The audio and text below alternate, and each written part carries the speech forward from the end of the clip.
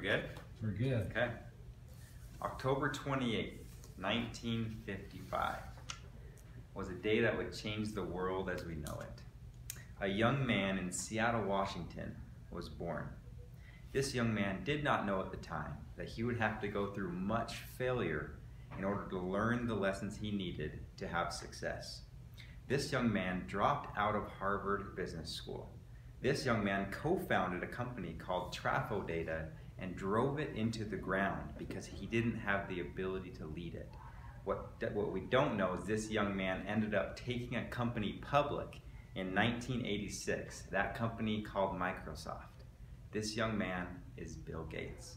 Bill Gates learned the lessons he needed to through these failures in order to eventually take this company public and become the youngest self-made billionaire in history.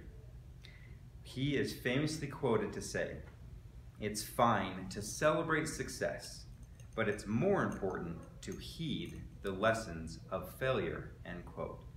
Failure builds the stepping stones for success.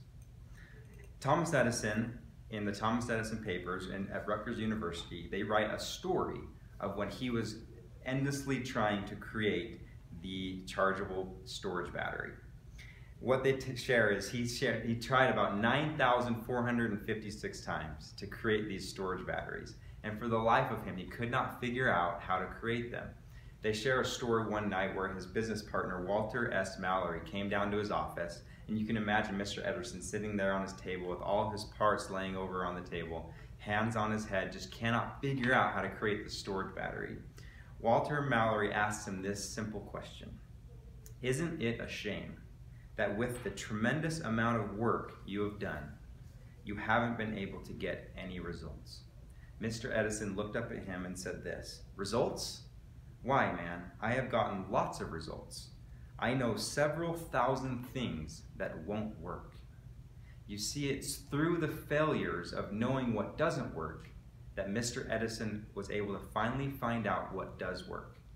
Failure builds the stepping stones for success. In an Inc.com article in 2018, Marcel Schwantes wrote an article about how many people fail to accomplish their goals. He stated that only 8% of people that set goals actually achieve them. That means 92% of people fail to reach their goals. He said the main causation of that is the fear of failure. So what do we do about that fear of failure? Guy Winch is a PhD in psychology today. He wrote an article about how avoiding the fear of failure stops us from achieving the success that we desire. He says, to most people, that avoiding failure exceeds the motivation to succeed. That means most people would rather avoid failure than succeed. He writes 3 things that help us understand the fear of failure. One is we fear what other people think about us. Number 2 is we may question our own ability if we fail. And number 3 is we tend to lower our expectations. Because of the fear of failure, we tell people we're going to fail before we even try. Failure is something that we will all encounter, whether in college, whether at work, whether in school, or other endeavors in life.